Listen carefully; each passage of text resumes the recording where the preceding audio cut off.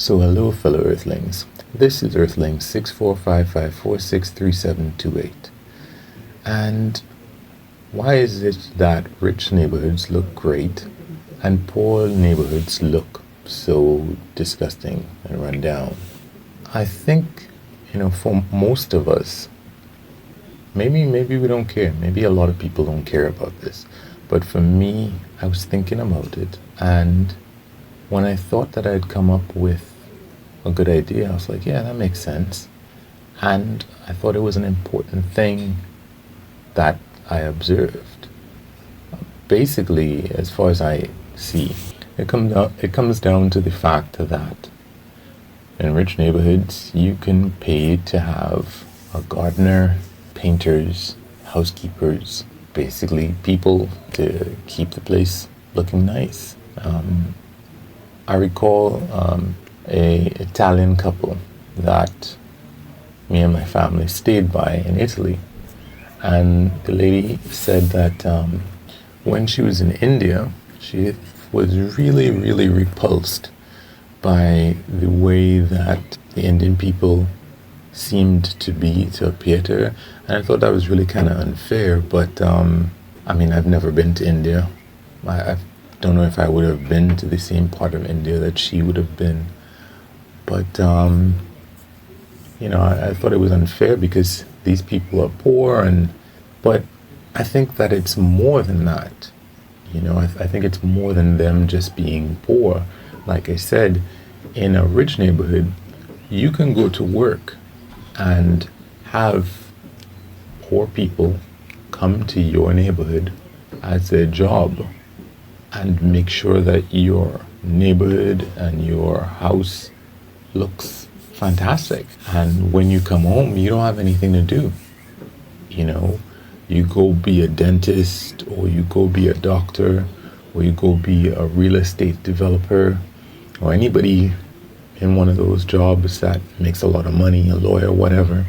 And when you come home, you don't have anything else to do. Somebody's already done everything for you to make your area look good. And the taxes that you pay are going to make sure that, common places, the roundabout, it's going to look nice because your taxes are paid for government employees to mow that roundabout place and make sure that it looks fine and it's clean and everything should run right. But if you're a poor person and you come home, who's going to take care of your kids? Who's going to wash your clothes? Who's going to clean your yard or repair the stuff, that broken car in your yard? Who is going to repair your roof or do any of the things that make a rich neighborhood look so good? You don't have the time to do a lot of that yourself. Maybe you don't have the resources, the money, even if you wanted to do it yourself, to get around to doing it yourself. In addition to, maybe you don't have the time, because all of your time is spent working, doing all these things in some other neighborhood, and the taxes that you pay in this neighborhood, property taxes, or however else the area that you live in gets money, it's not going to be much. And if we're talking about graffiti being sprayed in the areas that you live in, then it's unlikely that it's going to be removed regularly. Like in a rich neighborhood, maybe as soon as it goes up, somebody's cleaning it or somebody's painting over it. In the poor neighborhood, that's not going to happen. And there's not going to be anybody looking out for kids who are doing it. And even if the kids get caught doing it, your kids or your neighbor's kids in a rich neighborhood, they get a slap on the wrist and they say, hey, don't do that again. If it's kids from a poor neighborhood, hey, do not pass go. Go directly to jail. So you might not even want your kids to get caught for doing this graffiti, or kids of people that you know. You know, the rich people are like, hey, there's kids, poor kids, send them to jail. So I don't know the specific instance that the lady from the Italian couple that I was talking about, I don't know what she would have seen in India, but those people work hard in some other area to make that area look good, to make sure that people in other areas are comfortable. They don't really have time to make sure that everything in their area works. They probably might not even have, I saw in one instance, the people don't even have access to clean water. You know, in rich neighborhoods, you can have a pump going in a legal place where you're not supposed to pump anything. Or they might have a truck that's pumping all this water to go drop it off at their house. So when they get home, they don't have to walk a couple miles in order to get water. You know, that's something that one of those kids has to do. I mean, you just don't have the resources, even if you're American poor or African poor or South American poor or whatever region of the world poor. You don't have the resources to make your neighborhood look good. You don't have the time if you have to do it by hand, because you have 2 and 3 jobs just to try and exist. It's hard. It's really hard. And even if you try, like, you know, I've seen a TED talk where this guy was able to reduce the number of places where people were urinating in India to make the place a better place. He had a mask on for some reason. As far as I remember, maybe it is because those people get targeted, but he was talking about basically the system of spreading this thing, this idea of don't pee here. And he was talking about things that worked and things that didn't work. And that's great. Unfortunately, that's the kind of thing that you have to do. You have to mobilize the entire area. Everybody has to get in on it. You have to figure out a way to make these places better, as opposed to, you know, just throw money at a problem. And unfortunately, I have a thing in my head where I think of, okay, how do you get everybody to agree to something and be okay with doing something? Well, it's kind of like trying to get everybody to go to pee at the bathroom at the same time. It's kind of difficult to do that. People don't want to, and they shouldn't want to go pee at the same time.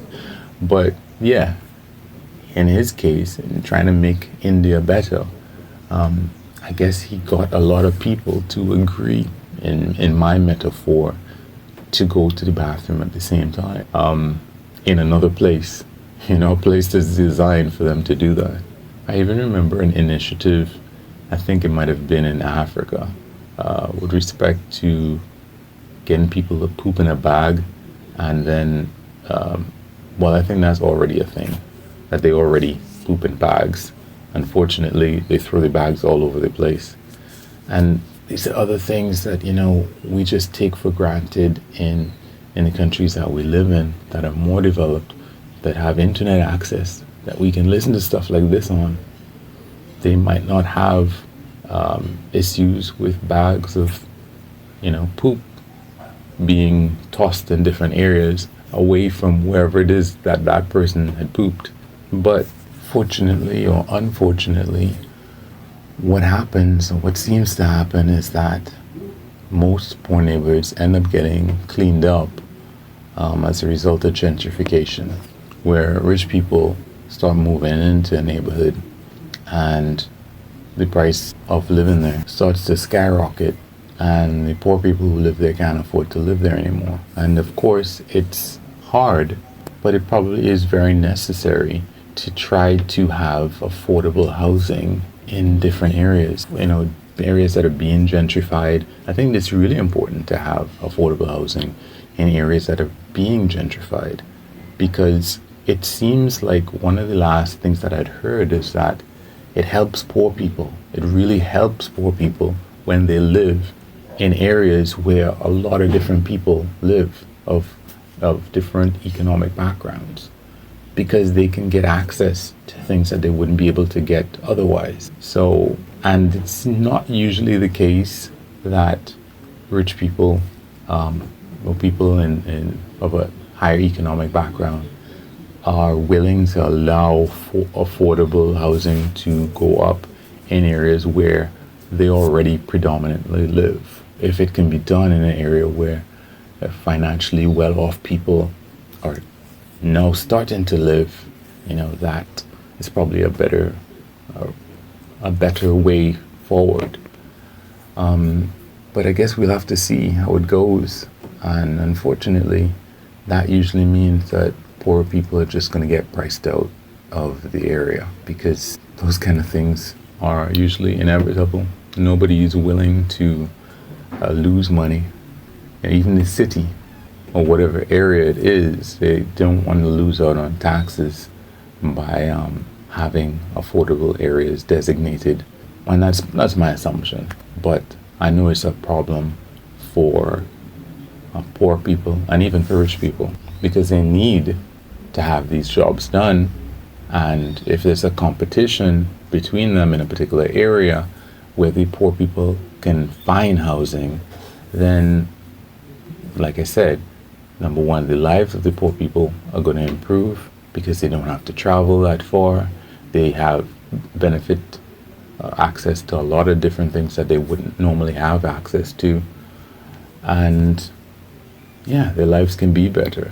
That's my 2 cents as to why rich neighborhoods look so. It's not the poor people's fault. They're not lazy. It's not like they don't want their neighborhood to look good.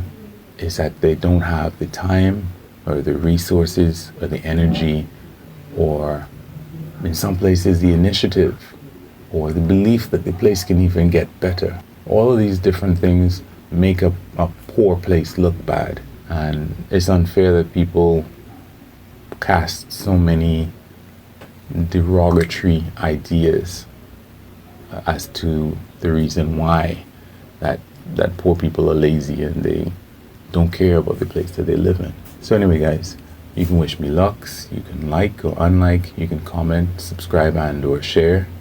And of course, it'll make me sad, but you can always do nothing. Peace.